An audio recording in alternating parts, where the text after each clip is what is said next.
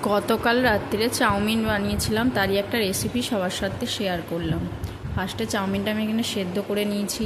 এখানে বিনস, আলু, কাঁচা লঙ্কা, গাজর, পেঁয়াজ সব কিছু সবজিগুলো কেটে আমি রেডি করে নিয়েছি।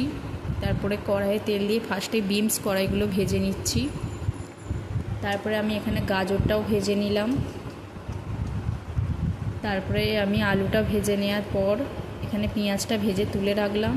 তারপরে ডিমটাও ভেজে নিচ্ছি। এখানে আমার সব কিছু ভাজা রেডি হয়ে গেছে। তারপর কড়াইয়ে তেল দিয়ে কাঁচা লঙ্কাগুলো একটু ভেজে নিয়ে তারপরে চাউমিনগুলো তাতে দিয়ে একটু নেড়ে চেড়ে নেওয়ার পর এ থেকে ভেজে রাখা সবজিগুলো মিক্সড করে চাউমিনের ওপরে ছড়িয়ে দিয়ে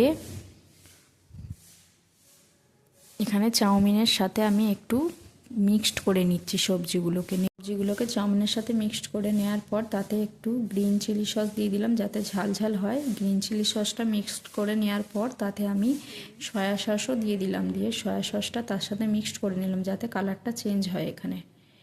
তারপরে একটু ভালো করে ভাজা ভাজা করে নেওয়ার পর আমাদের এখানে চাউমিন রেডি হয়ে গেছে। গতকাল রাত্রে ডিনার ছিল আমাদের চাউমিন। সবাই জানিও কেমন হয়েছে চাউমিনের রেসিপিটা।